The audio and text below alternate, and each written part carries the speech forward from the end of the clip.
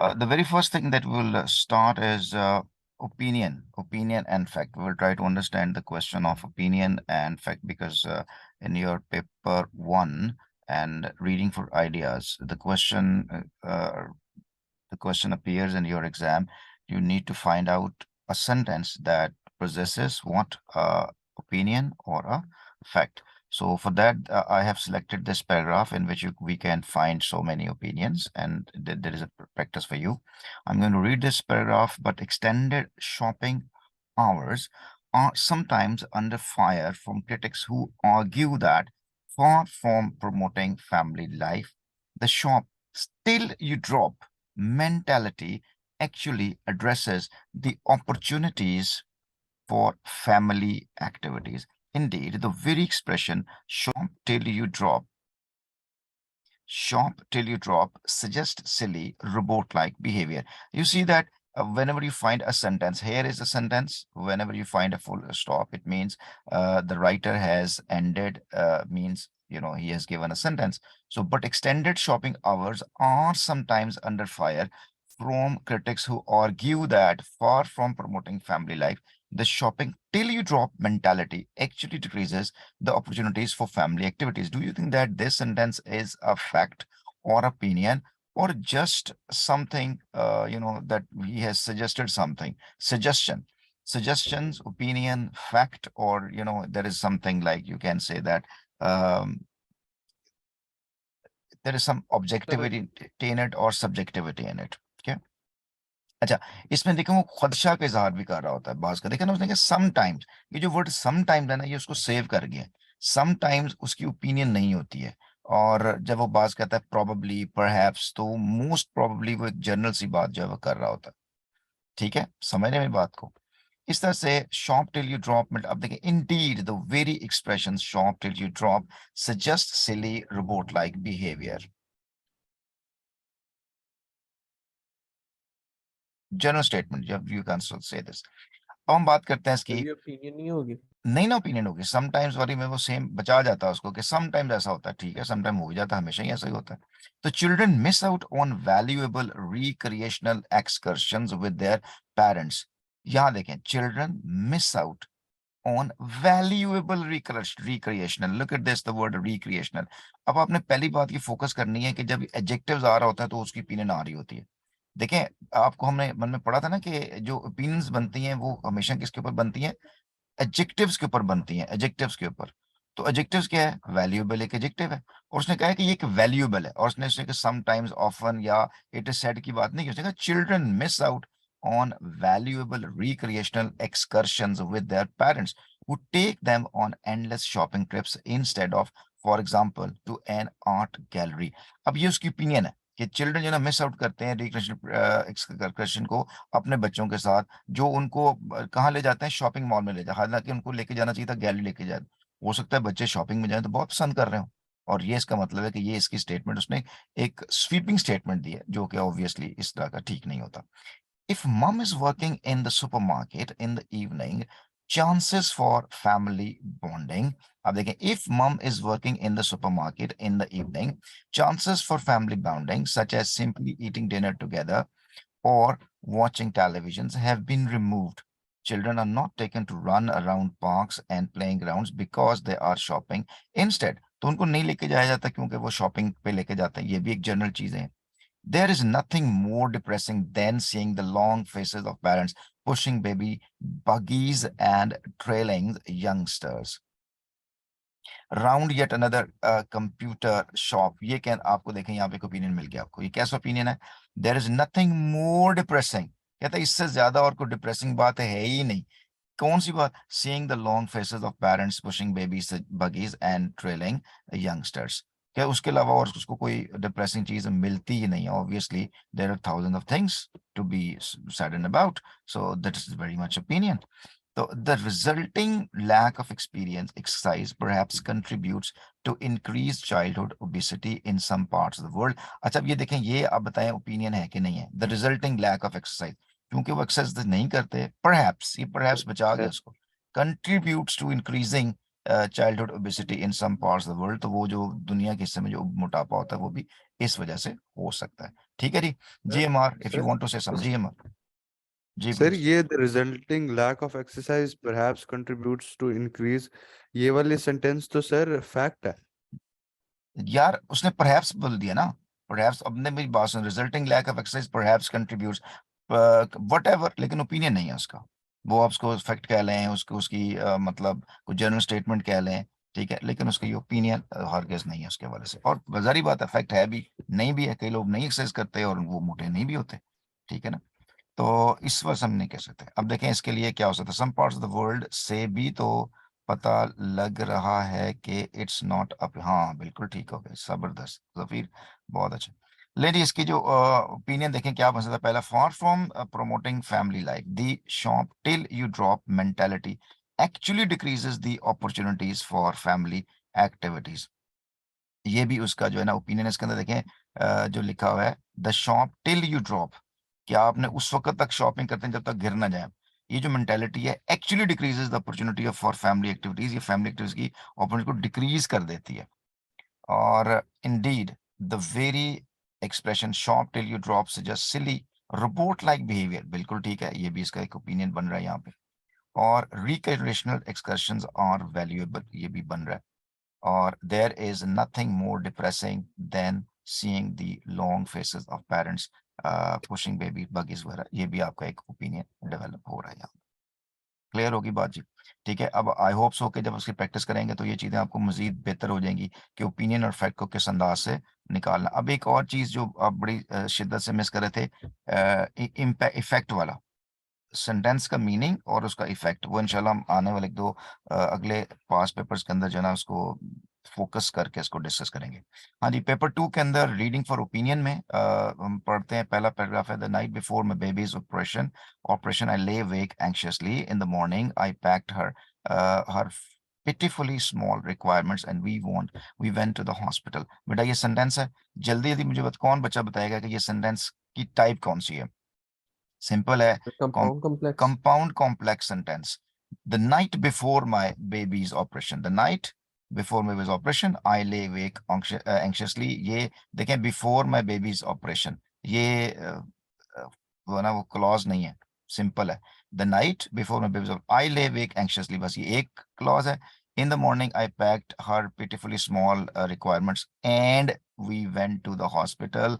ये जो एंड इसने यहाँ पे लगाया है तो फिर दो दो नहीं लगा देंगे, ये कंपाउंड सेंटेंस सिंपली, ये यहाँ पे लगा हुआ है, सेमीकोलन लगा हुआ है, और इसमें कोई वो क्लॉज नहीं है, डिपेंडेंट क्लॉज इसके अंदर कोई भी नहीं है, डिपेंडेंट क्लॉज कोई नहीं है, दोनों तीनों ही जो भी क्लॉजेस वो इंडिपेंडेंट है, उसने सेमीकोलन से अलग किया हुआ, ये कंपाउंड सेंटेंस है। She cried when they took her away, बिल्कुल सिंपल सेंटेंस है, ना ना ना ना ना ना ना। She cried when they took her away, complex sentence है, किसकी वजह से, when they took her away, got it। और देखिए कितना छोटा सेंटेंस है लेकिन कॉम्प्लेक्स बनाया है उसने, she cried when they took her away, the world had contracted to the small size of her face and her clenching waving hands, the poignancy was intolerable। Again कौन सा सेंटेंस बन रहा है आपको ये सेमीकोलन बताएगा, ये कंपाउंड सेंटेंस बनाया हुआ है, लेकिन उससे पहले देखो उसे क्या किया हुआ है, the world had contracted to the small size of her face and her clenching waving hands. अब उसने ये क्लेंचिंग और वेविंग हैंड से पहले कॉमा क्यों लगाया हुआ है, कौन को मुझे जल्दी बताएगा, किस किस को पता है ये वाला कि यहाँ पर क्लेंचिंग और वेविंग के दरमियान कॉमा क्यों लगा हुआ है। और ये द पोइनेंसी वाज, ये भी सेमीकोलन की वजह से उसने कंपाउंड सेंटेंस बना दिया बेटा, सेंटेंस कंपाउंड बना दिया है, लेकिन मुझे यहाँ बताएं कॉमा क्यों लगा हुआ है। Is there sir anybody, extra information. नहीं एक्सेप्ट इन्फॉर्मेशन हुई, क्यों हुआ, उसने कहा कि हर हैंड्स की बात की, और हर हैंड्स कैसे हैं, एक क्लेंचिंग है और दूसरे वेविंग है। क्लेंचिंग का मतलब होता है यानी हाथ भींचे हुए होते हैं। अच्छा जी, डिफरेंट एट्रीब्यूट्स दे रहे हैं, डिफरेंट एट्रीब्यूट्स नहीं दे रहे, मतलब एक ही हैंड्स के बारे में बता रहे हैं, क्लेंचिंग है और वेविंग है, यानी उसने हाथ बांधे भींचे हुए हैं और दूसरे वो मूव भी कर रहे हैं। तो ये एक ही कैटेगरीज के दो एडजेक्टिव उसने हैंड से पहले लगाए हैं, और ये देखो उसने जो एडजेक्टिव्स बनाए हैं वो प्लस आईएनजी वाले प्रेजेंट पार्टिसिपल से बनाए हैं, जैसे वीपिंग चाइल्ड है, जैसे हम कहते हैं ना कि रीडिंग बुक है, या जैसे रीडिंग हैबिट्स हैं, जैसे जो है वो डांसिंग फीट है, इस तरह से क्लेंचिंग और वेविंग हैंड्स, तो कॉमिक से अलग किया हुआ है। पाइनेंसी वॉज इनटॉलरेबल, और वो जो पाइनेंसी है वो इनटॉलरेबल है। वो क्या है पाइनेंसी? और मुझे बताएं, अगर ये पाइनेंसी की बात होगी, नाउन है एडजेक्टिव है? आर्टिकल के बाद आने वाला वर्ड हमेशा क्या होता है? नाउन होता है। तो the poignancy was intolerable, I went away and walked around outside the hospital for hours. I went away and walked around outside the hospital for away. अब देखें, मैं कहता हूँ ना, आपको एक बात बताता होता हूँ कि जो एक्शन है ना, ये स्टेप बाय स्टेप चलते हैं। अब देखो, ये नाइट बिफोर ऑपरेशन हो गया, वो हॉस्पिटल पहुंची है, जब उसको ऑपरेशन थिएटर में लेके गए, बच्चा रोया है, और किस अंदाज से रोया है, और उस पर माँ का असर कैसे पड़ा है, वो हॉस्पिटल से बाहर गई है। ये एक चीज आपके सामने पिक्चर बन रही है मेरे बच्चों, ये चीज आपने सीखनी है, ठीक है ना। तो when I went back at the appointed time, ठीक है ना, द, अब देखो ये यहाँ पे कॉमा लगा हुआ है, और ये स्टार्ट देखो किससे, वेन से हो रहा है, तो ये कंपाउंड, ये आपकी जो क्लॉज डिपेंडेंट बन रही है, सेंटेंस आपका कॉम्प्लेक्स की तरफ जा रहा है। When I went back at the appointed time, the senior nurse told me that the operation had been successful and that Octavia was well. ठीक है ना, इसके अंदर उसने कोई इंडिपेंडेंट क्लॉज नहीं लगाई है, सारी डिपेंडेंट ना कर एक इंडिपेंडेंट लगाई है, कॉम्प्लेक्स सेंटेंस सही हो गया। I could not believe that a mere recital of facts could thus change my fate. अब देखिए, recital of facts, अब ये recital कैसे कहते हैं वर्ड्स को, और facts का मतलब क्या होता है? ट्रूथ, जो जो सही वाले वर्ड थे।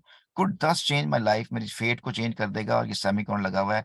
I stood there dumbly wondering whether she had got the wrong name, the wrong data, the wrong message. तो कहते मुझे समझ नहीं आई कि शायद उसने गलत नाम दे दिया बच्चे का, डाटा गलत दे दिया, वगैरह वगैरह। When I got round to speaking, look at this word got round. अब जो get round है, ये get round एक phrasal verb है। It it has so many words. कम से कम इसके 4 मीनिंग है get round के। और ये आपको in the while you're during reading, आपको डिक्शनरी पास रख के ये जरूर देखना कि यहाँ पे गेट राउंड किस सेंस में आ रहा होता है। When I get round to speaking, I asked if I could see her, and they said to come back in the morning, as she was still conscious. Such was my nervousness. देखिए, when I got round speak to speak, अच्छा ये जो to speaking ना, ये noun बनाता है उसको, और यहाँ पे ये टू जो है ये प्रेपोजिशन बनता है। ये मतलब ये इसको हमने अक्सर, मैंने बात बताई हुई थी कि गेट राउंड के बाद टू के बाद कब आता है आईएनजी और कब नहीं आता, ये पैटर्न ऑफ वर्ब्स है, हमने एक दफा पढ़े हुए हैं, क्योंकि बुक के अंदर ही मौजूद थे ये वाले। I asked if I could see, अभी इसको फिलहाल अब नहीं ज़हन में आ रहा, छोड़ दें इसको। And they said to come back in the morning, as she was still conscious. Such was my nervousness that I did not ask again to see her. I went home and wept copiously, and I wept bitterly. I wept all my tears. तो ये आपको variety of sentences भी आपको यहाँ पे आने चाहिए। तो फोकस करते हैं इसके वर्ड्स मीनिंग के ऊपर, कि आपके पास पहला वर्ड कौन सा बन रहा है? पायोनेंसी, पैथस, sadness, tragedy, sorrow. The sorrow was intolerable. The tragedy was intolerable. The pathos, sadness, the grief was intolerable. ये उसको रिप्लेस कर रहा है ये वर्ड्स को, पायनेंसी। और इसके बाद अपॉइंटेड, अपॉइंटेड के साथ आप बात करते हैं, मतलब chosen, selected, arranged, planned time, ये भी इसकी मीनिंग हो सकता है। और जब गेट राउंड की बात करते हैं, देखो पहला मतलब गेट राउंड का मतलब कोक्स और परसुएड को कहते हैं। कोक्स और परसुएड, ये पहला मीनिंग है गेट राउंड। उसने मतलब मैंने कोशिश की कि मैं आपको कन्विंस कर लूं, ये पहला मीनिंग है गेट राउंड। लेकिन यहाँ पे गेट राउंड का मतलब कन्विंस नहीं है। दूसरा मीनिंग है deal successfully with a problem, और उसको प्रॉब्लम को डील करना, मतलब समझ लेना। गेट राउंड होश में आने को भी कहते हैं, समझ रहे हैं बात को। अच्छा, ये फ्रेजल वर्ड्स के मीनिंग आप कभी भी सेपरेटली नहीं याद कर सकते, कि मैं कहूँ या गेट राउंड के मीनिंग ना सारे याद करना शुरू कर दें, कभी भी मुमकिन नहीं है, पागल हो जाएंगे आप। उसका तरीका होता है, जब आप कोई पैसेज पढ़ रहे होते हैं, बुक पढ़ रहे होते हैं, उसमें जितने जितने फ्रेजल वर्ड्स आ रहे होते हैं उसको अंडरलाइन करें, और देखें यार इस सेंटेंस में उसने क्या मीनिंग दिया है।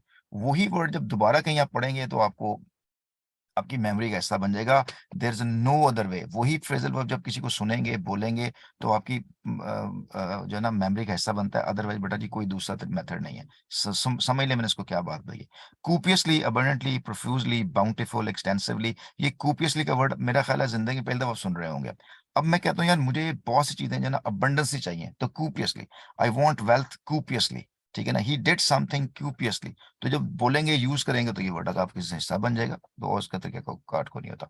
इसके क्वेश्चन आंसर देखते हैं फ्रॉम पैराग्राफ 1 के अंदर। What was going to happen to the baby in the morning.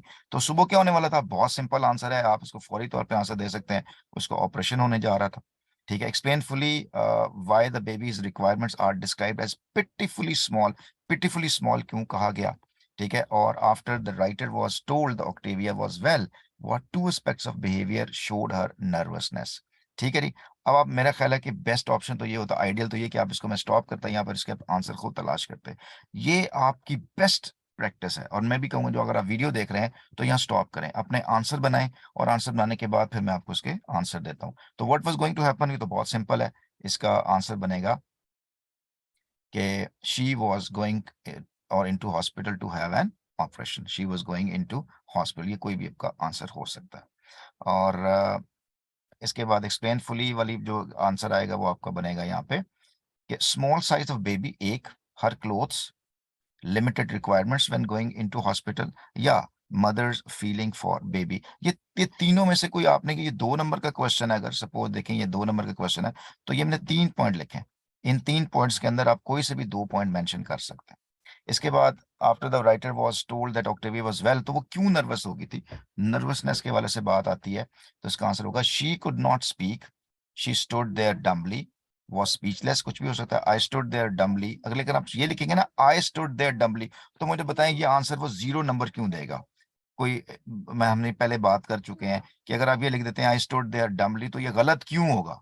Obviously हमने, जब भी उसको कहता है ना कि इन योर ओन वर्ड्स, तो जब उसने कहा after the Octavia was well, what to aspect of her behaviour showed her nervousness, कौन से 2 शो करते हैं, तो चूंकि आपने लिखना है उसको आंसर को, तो यहाँ पे लिफ्ट नहीं करनी है आपने। तो आई स्टूड, आप थोड़ी वहां पे खड़े हुए डम्बली थे, वो तो राइटर था, तो आप लिखेंगे writer stood there dumbly, writer was speechless, she the mother of Octavia. तो ये आपके कंप्लीट आंसर होगा, तो आपको पूरा 1 नंबर मिलेगा। ठीक है, और यहाँ तक बातें समझ लग रही हैं। चलते हैं अगले पैराग्राफ की तरफ। पैराग्राफ, अच्छा ये भी होता है, she did not ask again to see her baby. हाँ, 2 नंबर है, तो फिर आपने 2 पॉइंट मेंशन करने हैं। She did not ask again to see her baby Octavia, उसका नाम भी आप लिख सकते हैं। ठीक हो गया जी। चलें जी, नेक्स्ट पैराग्राफ हमारे पास। It was only then that I began to be preoccupied with certain details about which I had not previously dared to think. Would there be a nurse with Octavia at all times? Would they feed her properly? Earlier these things had seemed trivial, but now their importance swelled in my mind because the threat of fatality had been removed. Life seemed to have gone back to normal. It was the strangeness more than the pain I thought that would afflict her, for she liked nobody but me, and strangers she disliked with noisy vehemence. अब ये जो sentence है, ये जो expression आप देख रहे हो, यार आप इस तरह से अगर कोई अंग्रेजी लिख सकता है, तो मैं कहता हूँ उसको अंग्रेजी लिखनी आती है। अगर वो इस तरह की अंग्रेजी नहीं लिख सकता, तो वो उसको अंग्रेजी नहीं आती है। और अगर उसने इसको, इस सिचुएशन को अंडरस्टैंड भी नहीं किया, तो उसने अंग्रेजी को अंडरस्टैंड नहीं किया। प्लीज मेरे बच्चों, इसको अंडरस्टैंड करें। अब ये क्या है कि वो डॉक्टर्स, वो नर्सें बता गई हैं कि ऑपरेशन ठीक हो गया है, वो अब बिल्कुल ठीक ठाक है। अब उसकी जिंदगी, वो नर्वस हुई, इतनी नर्वस हुई कि उसको कुछ बोला ही नहीं गया, चुप होके बैठ गई। जैसे जैसे जिंदगी नॉर्मल हुई, तो उसके जहन में क्वेश्चन आना शुरू हो गए। तो कैसे कैसे क्वेश्चन आए उसके, तो वही उसने अपनी फीलिंग्स एक्सप्रेस किए यहाँ पे। हाँ जी, गोरे भी इस तरह चैट या स्पीच में नहीं लिखते। मेरा बच्चा, आपने ना गोरों को सुना नहीं है फिर आपने, ठीक है ना, या गोरों को पढ़ा नहीं है आपने। जरूर पढ़िए। ये एक मिथ है कि जी वो एमी फजूल इंग्लिश बोल रहे होते हैं, ऐसी कोई बात नहीं है। आप जरा को मूवी जरा देखिए लेटेस्ट। अब तो खैर बड़ा इंफॉर्मेशन का दौर आ गया, मतलब दे स्पीक लाइक दिस, ऐसी कोई बात नहीं है। अगर ये चीजें ना दी जाती तो ये आपके पेपर में क्यों दे रहे हैं, फिर पागल है वो। ठीक है, चलें जी, ठीक है। आपकी मतलब आप जो कहते हैं वो ठीक कहते हैं, लेकिन ये आपके पेपर में आया हुआ है ना आपको इस तरह। तो अगर ये पेपर में इस तरह की चीजें आ रही होती हैं, तो इसका मतलब है कि they want you to get ready for all these things. इसको समझे ना इसको। अच्छा जी, preoccupied, it was only then that I began to be preoccupied with certain details about which, तो preoccupied का क्या मतलब होगा। preoccupied का मतलब है यहाँ पे worried, anxious, inattentive, obsessed। ठीक है ना। और ये जो, अगर आप पिक्चर आपके सामने आपको जो बन रही है ना, ये आपको लग रहा है ये खंजर सा बन रहा है, और बड़ा सा खंजर बन रहा है। इस बड़े से खंजर को, बिग नाइफ जो होता है, उसकी प्रॉपर इंग्लिश है, if you want to know about it, if you have anything in your mind. Dagger. Dagger भी होता है, खंजर को भी कहते हैं डैगर, लेकिन जो बड़े साइज का होता है उसको मैचेटी बोलते हैं। आपने नहीं सुना होगा मैचेटी। अच्छा, लें जी, हमारे पास टाइम अब 10 मिनट का ही रह गया। चलें, जितना 10 मिनट होता है उसके बाद आप रिज्वाइन कीजिएगा इसको। अच्छा जी, स्वेल्ड में वर्ड हमारे पास स्वेल्ड है। स्वेल्ड का मतलब है augmented, enhanced, appear in your mind. अब यहाँ पे जो है ना important, swelled in my mind का मतलब अपीयर्ड होगा, केम इन योर माइंड, इसका आंसर जो है ना वो होगा। और ये जो फर्टैलिटी है मतलब कैजुअलिटी, एक्सीडेंट और डेथ को कहते हैं। और ये जो वेमन्स है इसका मतलब है फोर्सफुलनेस, इंटेंसिटी, वायलेंस, स्ट्रेंथ और एंगर के मानों में इस्तेमाल होता है। ठीक है जी। अब आप बताएं ये जो सेंटेंसेज हैं इस तरह की, it was the strangeness more than the pain I thought that would afflict her, for she liked nobody but me, and strangers she disliked with noisy vehemence। वो कहती है कि अब वो चूंकि मेरी बेटी है, मेरे साथ ही रहती है, उसको मुझे पसंद, मैं उसके पास रहूं तो पसंद करती है, स्ट्रेंजर्स उसको पसंद नहीं है। और वो फिर अगर नहीं है तो वो वेमस के साथ नॉइजी और वायलेंस, रोना शुरू कर देगी। ये इसके मीनिंग है यहाँ पे। इसके क्वेश्चन क्या बन रहे हैं? जिसका क्वेश्चन बन रहा है फ्रॉम पैराग्राफ 2 में, what two things worried the writer about the way in which Octavia might have been treated in hospital. किस तरीके से उसको ऑपरेट किया जाएगा, ट्रीट किया जाएगा, ये बिल्कुल ऑब्वियसली क्लियर हो जाएगा आपके सामने।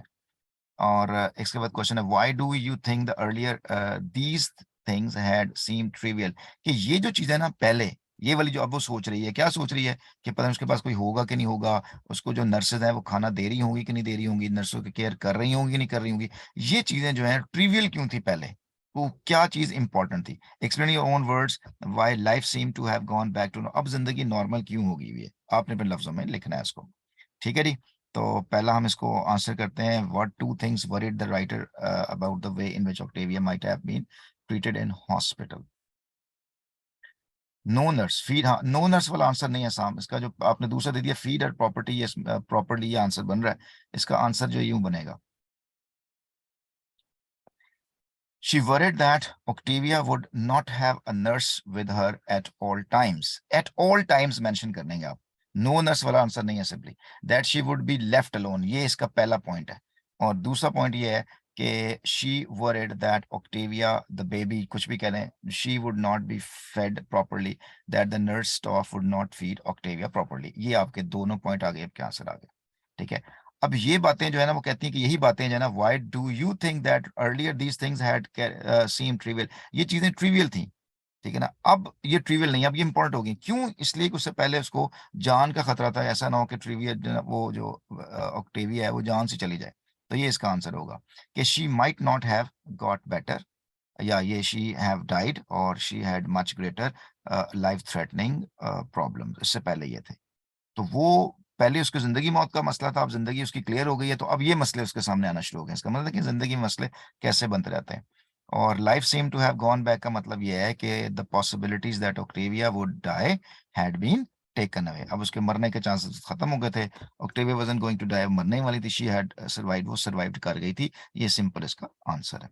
इसीलिए जब वो बड़ी मुसीबत खत्म हो जाती है तो छोटी मुसीबतें जहन में आना शुरू हो जाती हैं। लेकिन नेक्स्ट हम एक पैसेज पढ़ लेते हैं। When I went round in the morning, the senior nurse told me that Octavia was comfortable। अगली सुबह उसने पारी वो comfortable है। Summoning some courage, अपनी मैंने courage को थोड़ा सा हिम्मत करते हुए, I asked to see her, मैंने कहा मैं उसको मिलना चाहती हूँ, but was told that was impossible, कहा ये नहीं मिल सकता। She will settle in more rapidly if she does not see you। अगर वो आपको नहीं देखेगी तो ज्यादा बेहतर सेटल हो जाएगी। She said I don't like the sound of that word settle, मुझे ये settle का वर्ड सुनना पसंद ही नहीं आया। It suggested completely in inactivity, मुझे लगा कि ये बिल्कुल इनएक्टिविटी है।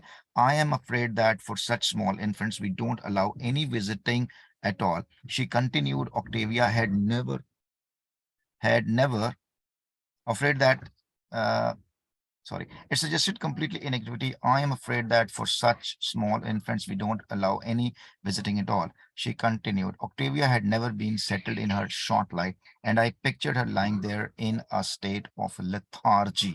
Furthermore, it was now imperative to see her.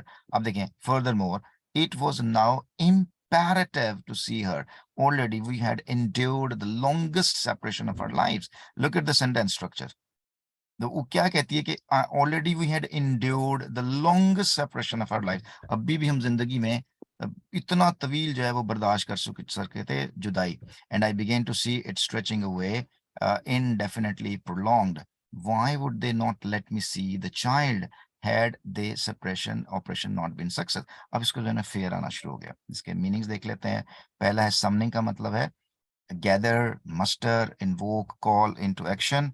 और उसके बाद लेथार्जी का है इसका मतलब weariness, lassitude, stupor, tiredness, sluggish, lethargy, laziness, dull, आपको बहुत से मीनिंग्स के आने चाहिए lethargy के, ठीक है। और इसके जो वर्ड्स देख लें, क्वेश्चन आंसर है from paragraph 3, the writer was worried about Octavia's inactivity in hospital. Pick out and write down the single word used in the paragraph which continues the idea of inactivity. बताया जी inactivity का कौन सा word? lethargy, बिल्कुल ठीक है, lethargy. बिल्कुल। अब शुक्र है आना शुरू हो गया आपको, है ना। देखिए प्रैक्टिस से चीजें आती हैं, ऐसा नहीं है कि प्रैक्टिस चीजें नहीं आती। For 2 reasons was it now imperative for the writer to, अब कौन सी चीजें imperative थी, लाजमी थी कि वो माँ अपने बच्चे को देखे बगैर रह ही नहीं सकती, वो चीजें कौन कौन सी थी, आप फौरन देख सकते हैं कि वो चीजें कौन सी थी। और इसमें लेथार्जी का आंसर आ जाएगा। और ये दो चीजें कौन सी हैं? She had never been separated from Activia for so long before she had Octavia, or they had endured the longest separation of their lives. Operation successful. Or she thought that the operation had not been a success, or she wanted proof that the operation had been a success. So she thought that the nurses, doctors were hiding something from her. तो ये चीजें उसको pinch कर रही थी, वो चाहती थी कि मैं चीजें जल्दी से इसको देख लूं। क्लियर होगी ये बात यहाँ तक? ठीक है, चलें जी। नेक्स्ट अगला पैराग्राफ है, the senior nurse showed me the surgeon report. अब उसने सीनियर नर्स ने क्या किया, मुझे सर्जन की रिपोर्ट दिखा दी, लो ये रिपोर्ट देख लो। Although it was nothing but a mass of technicalities to me, मेरे लिए तो वो technicalities थी, क्या लिखा हुआ था उसमें। I felt better, लेकिन मुझे अच्छा लगा। For all the senior nurses know, जितना senior nurse जानती थी ना, for all, इसलिए कि all the senior nurse knew I might have had enough medical knowledge to apprehend the report and she would not have taken that silly risk. अब देखें इसका क्या मतलब है, कोई बच्चा मुझे इसका मतलब समझाए। I might have had enough medical knowledge to apprehend the report. मेरे पास उतनी ही मेडिकल नॉलेज होनी चाहिए थी कि मैं उस रिपोर्ट को एप्रीहेंड कर सकती। And she would not have taken that silly risk, और उसको ये सिली रिस्क नहीं लेना चाहिए था मुझे रिपोर्ट दिखाने का। ठीक है, by this time I could tell that she considered my behavior to be tedious and I left. तो उस वक्त मुझे आई कुड टेल में बता सकती थी कि शी कंसिडर्ड, शी कौन है? नर्स है, कि उसने मेरे बिहेवियर को टीडियस कंसिडर किया। और टीडियस का क्या मतलब है आपको पता होना चाहिए क्या होता है। और आई लेफ्ट, तो फिर मैं उसको छोड़, irritating या annoying. अनोइंग, बिल्कुल ऐसा हो सकता है। अब देखें इसके वर्ड देख लेते हैं। एप्रीहेंड का मतलब क्या होता है? एप्रीहेंड के मैंने याद है क्लास के अंदर हमने इसके 3 मीनिंग बताए थे, किसी बच्चे को याद हो वो 3 मीनिंग कौन से हैं एप्रीहेंड के? ठीक है ना, ये जो वोकैबुलरी है मेरे बच्चों आपको आनी चाहिए, और बड़ी जरूरी है वोकैबुलरी, और इसकी शेड्स ऑफ मीनिंग्स आपको आने चाहिए। दैट्स वेरी गुड, जो है ना बहुत लाजमी चीज है ये वाली। एप्रीहेंड का एक मतलब तो अरेस्ट है, दूसरा ग्रेस मेंटेलिटी है, और तीसरा वेट एंग्शियसली को भी कहते हैं। तो यहाँ पर अगर आपके पेपर में जैसे वो पैटर्न बनता है पेपर का, तो वो क्या आएगा? एप्रीहेंड का मतलब क्या होगा? अंडरस्टैंड के मानो में, ग्रेस मेंटली द रिपोर्ट। और उसके बाद अगला जो वर्ड है वो है टीडीएस, और टीडीएस का मीनिंग है बोरिंग, डल, ड्रीमी या टीडियम। तो from paragraph 4, explain fully the silly risk the senior nurse had taken. तो वो सिली रिस्क क्या है? वो सिली रिस्क ये है कि showing the writer, Before the medical report. हाँ बिल्कुल, उसको डॉक्टर रिपोर्ट दिखा दी, ये सिली रिस्क था, बिल्कुल ठीक है, ठीक है। और when she the writer might have had medical knowledge वगैरह वगैरह, ये इसके सारा इसका आंसर आ जाएगा। अच्छा जी, चलिए नेक्स्ट हम देखते हैं। But I had been outside the hospital for only a few moments when I thought that,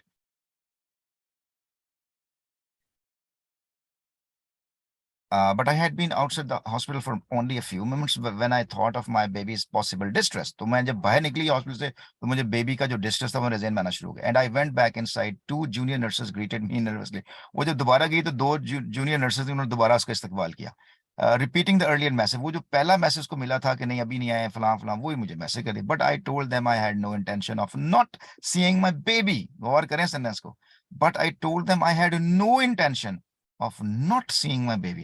कहती है मेरे ज़हन में और कोई इंटेंशन है ही नहीं सिवाय इसके कि मैं अपनी बेबी को देख के जाऊं।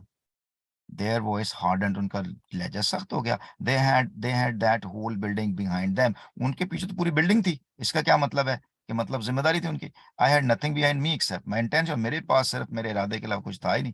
Just then the senior nurse return, वो फिर आ गई। Well you are back again, she said. She took my arm and began to push me towards the door. So मेरे हाथ से पकड़ा और मुझे दरवाजा धक्का देना शुरू कर दिया। At first I was unable to resist her physical propulsion. शुरू में तो उसके मैं physical propulsion को, जो उसने मुझे धक्का दे के आ रही थी, जब वो पुश कर रही थी मुझे, मैंने इग्नोर किया। But then she took hold of my elbow and started to exert greater pressure. उसे ज्यादा धक्का देना शुरू कर दिया।